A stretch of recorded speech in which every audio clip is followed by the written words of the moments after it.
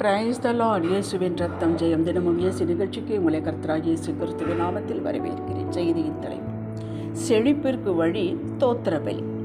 ஆதார வசனம் சங்கீதம் 103:1-2 வசனங்கள். என் ஆத்துமாவே கர்த்தரை தோத்திரி, என் முழு உள்ளமே அவருடைய பரிசுத்த நாமத்தை தோத்திரி. என் ஆத்துமாவே கர்த்தரை தோத்திரி, அவர் செய்த சகல உபகாரங்களையும் மறவார். தேவஜனமே, attitude of gratitude is very very important. உங்களுக்கு கிருபை பெருக வேண்டுமா? தோத்திரியுங்கள், நன்றி செலுத்துங்கள். கிருபையானது அநேகருடைய ஸ்தோத்திர பலியினாலே பெருகும். 2 கொரிந்தியர் 4:15. தாழ்மையாயிருங்கள், கிருபை பெருகும். யாக்கோபு 4:6. நம்முடைய பலம் பராக்கிரமம் ஒன்றுமில்லை என்று வேதம் திட்டவட்டமாக போதிக்கிறது. சகரியா 4:6. என்னாலே அன்று உங்களால் ஒன்றும் செய்யக்கூடாது, அதாவது முடியாது. யோவான் 15:5. சகலத்திற்கும் அவருடைய கிருபை நமக்கு போதுமானது. 2 கொரிந்தியர் 12:9. இந்த வாழ்விற்கு நாம் போட வேண்டிய முதலீடு தாழ்மை, கீழ்ப்படிதல், நன்றி பலி. இந்த மூன்றும் ஒன்றோடு ஒன்று இணைந்தது தான். சமஸ்த இஸ்ரவேலுக்கும் ராஜாவாக 40 ஆண்டுகள் ஆட்சி புரிந்து டன்னாக பொன் வெள்ளி விலை ஏறப்பெற்ற நவரத்தின கற்கள் விலையுயர்ந்த மரங்களை சமதரித்து ஆலயம் கட்டுவதற்கு சேர்த்து வைத்த தாவீது எவ்வளவு தாழ்மையோடும் கீழ்ப்படிதலோடும் நன்றியுள்ள உள்ளத்தோடும் இருந்தான் என்பதை அவன் எழுதிய சங்கீதம் விளக்குகிறது. இதனால் தான் கர்த்தர் தாவீதை இவன் என் இருதயத்திற்கு ஏற்றவன் என்று சாட்சி கொடுத்தார். தாவீதின் வாழ்வு முழுவதும் பரிசுத்தம் இல்லை என்றாலும் கீழ்ப்படிதல், தாழ்மை, ஸ்தோத்திரம் செய்து தேவனை துதிப்பது, இதில் இவனுக்கு நிகர் இவனே. 2 வகையான மக்கள் கர்த்தருக்கு ஸ்தோத்திரம் செய்ய மாட்டார்கள், நன்றி செலுத்த மாட்டார்கள், முடியாது. ஒன்று, பெருமை உள்ளவர்கள். இவர்கள் தன்னுடைய வில் பவரை பற்றியே பேசுவார்கள். நான் வில் பவர் அப்படியாக்கு, என்னால் இப்படியாக்கு என்று பேசிக்கொண்டே இருப்பார்கள். Even though they have been saved. அடுத்த குரூப் ஒன்று உள்ளது, மறதி உள்ளவர்கள். ஆனால் பாருங்கள், எத்தனையோ வருடங்களுக்கு முன் ஒருவர் இவர்களை மனமடிவாக்கினதை, விரோதமாக செயல்பட்டதை அப்படியே ஞாபகம் வைத்து காலத்துக்கும் பேசுவார்கள். இது கர்த்தருக்கு பிரியமில்லை நண்பர்களே, நினைவில் வைத்துக் கொள்ளுங்கள். அப்படி கர்த்தர் நாம் பேசினதை செய்த காரியங்களை நினைவில் வைத்திருப்பார் என்றால், அதற்கு தக்க தண்டனை கொடுப்பார் என்றால், நம்முடைய நிலைமை எப்படி இருக்கு யோசித்துப்பார், கற்பனை செய்துப்பார். மேற்குக்கும் கிழக்குக்கும் எவ்வளவு தூரமோ அவ்வளவு தூரமாய் அவர் நம்முடைய பாவங்களை நம்மை விட்டு விலக்கினார். சங்கீதம் 103:12. விலக்கினார், இனியும் பாவங்களை பார்ப்பதில்லை என்று சொன்னார்.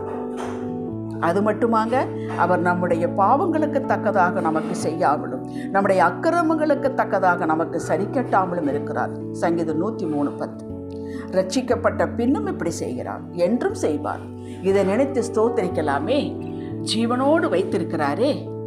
எத்தனை ஆக்சிடென்ட் நடக்குது ஒரு நாளைக்கு, யோசித்து பாருங்கள். 3 வேளை ஆகாரம் கொடுத்து பாதுகாக்கிறாரே. சத்ருவின் கையில் நம்ம ஒப்பு கொடுக்கவில்லையே, ஸ்தோத்திரிக்கலாமே.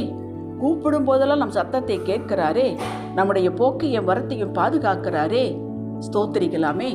தாவீதின் சங்கீதங்கள் எல்லாம் நன்றி உணர்வை பார்க்க முடியும். சங்கீதம் 30 வாசித்து பாருங்கள். கூப்பிட்டேன், குணமாக்கினீர். என் ஆத்துமாவை பாதாளத்திலிருந்து ஏற பண்ணினீர். நான் குழியில் இறங்காதபடி என்னை உயிரோடு காத்தீர்.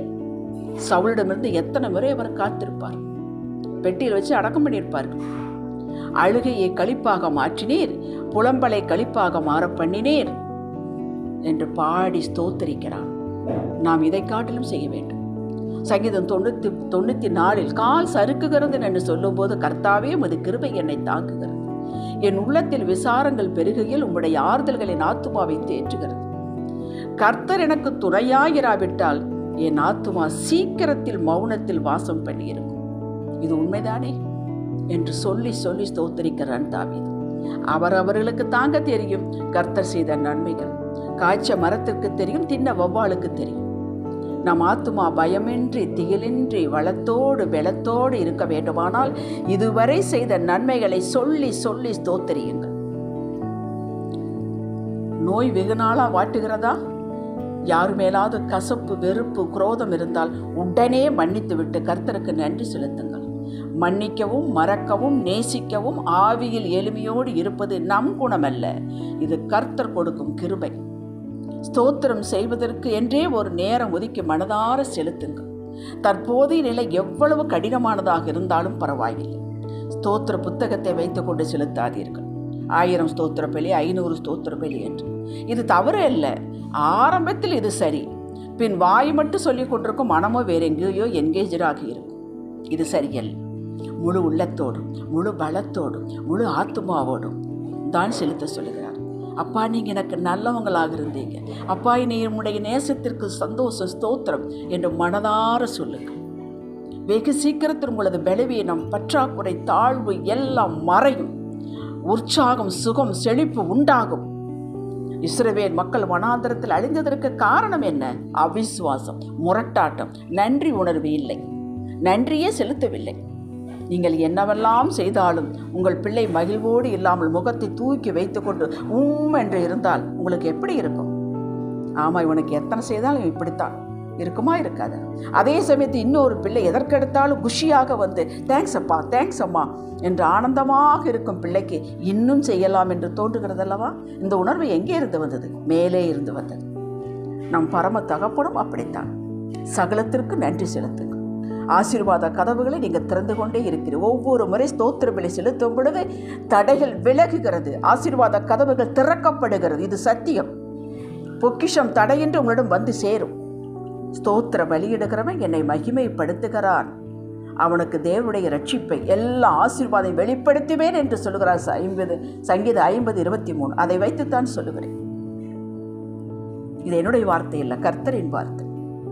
ஜெபிக்கலாம். தகப்பனே, உன்னுடைய ஆத்துமா வாழ்கிறது போல வாழ்வாயாக என்றவரே, என் ஆத்துமா வாழ வேண்டுமானால் நன்றியுள்ள வேண்டும். இதை எனக்கு அருள்வாயாக. இயேசுவின் நாமத்தில் பிதாவே, ஆமேன். அல்லேலூயா.